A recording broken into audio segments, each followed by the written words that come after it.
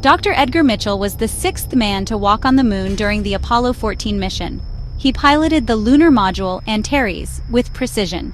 His journey into space was a testament to human ingenuity, but his journey into the unknown did not end there.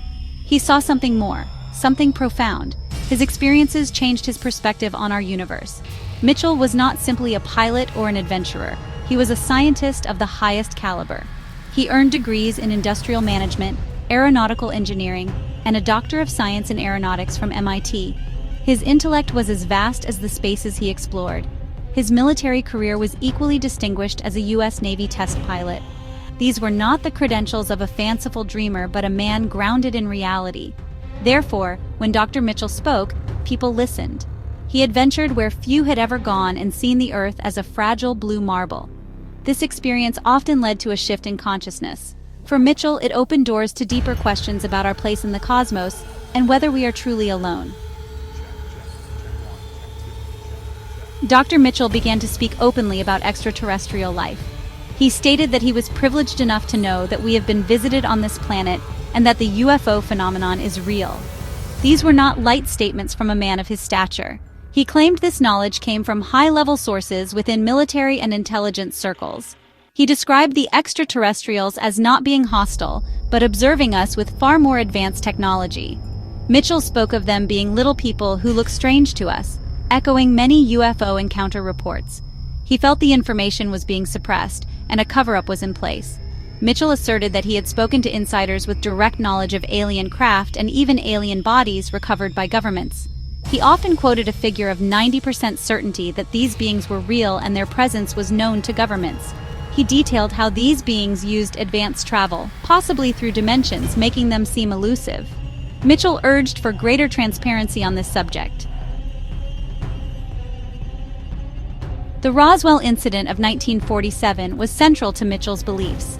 He grew up in Roswell, New Mexico, where the alleged crash of an extraterrestrial vehicle happened.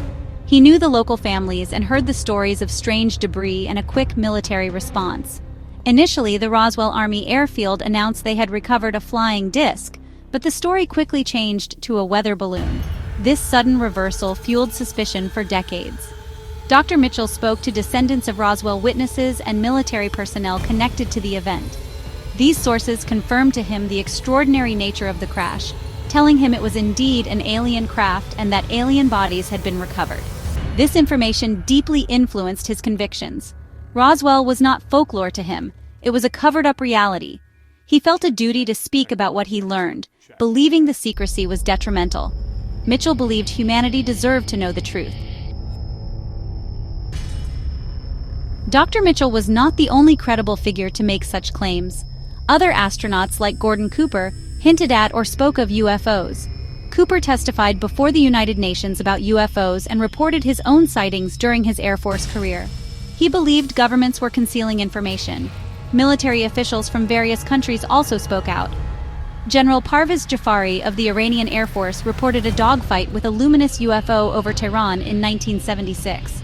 Paul Hellyer, former Canadian Minister of Defense, stated unequivocally that UFOs are real and claimed governments possessed alien technology.